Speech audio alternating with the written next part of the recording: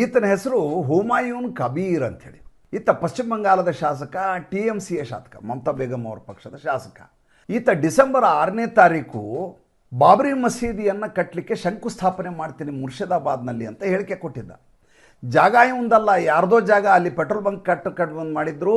ಆ ಜಾಗವನ್ನು ಒತ್ತುವರಿ ಮಾಡ್ಕೊಂಡಿವನು, ಅಕ್ರಮವಾಗಿ ಆ ಜಾಗವನ್ನು ವಶಪಡಿಸ್ಕೊಂಡು ಇಲ್ಲಿ ನಾನು ಅಯೋಧ್ಯೆಯ ರೀತಿಯಲ್ಲೇ ಬಾಬರಿ ಮಸೀದಿಯನ್ನು ಕಟ್ತೀನಿ, ದೊಡ್ಡದಾಗಿ ಕಟ್ತೀನಿ, ಅದಕ್ಕೆ ಶಂಕುಸ್ಥಾಪನೆಯನ್ನು ಡಿಸೆಂಬರ್ 6ನೇ ತಾರೀಕು ಮಾಡ್ತೀನಿ. ಯಾಕಂದರೆ ಡಿಸೆಂಬರ್ 6ನೇ ತಾರೀಕಿಗೆ ಬಾಬರಿ ಮಸೀದಿ ಧ್ವಂಸವಾಗಿದ್ದು. ಯಾವಾಗ ಈ ಹೇಳಿಕೆಯನ್ನು ಈ ಹುಮಾಯೂನ್ ಕಬೀರ್ ಕೊಟ್ಟನೋ ತಕ್ಷಣ ಪಶ್ಚಿಮ ಬಂಗಾಳದ ಮುಖ್ಯಮಂತ್ರಿ ಮಮತಾ ಬೇಗಂ ಅವರು ಆತನನ್ನು ಪಕ್ಷದಿಂದ ಸಸ್ಪೆಂಡ್ ಮಾಡಿದ್ದಾರೆ, ಅಮಾನತು ಮಾಡಿದ್ದಾರೆ.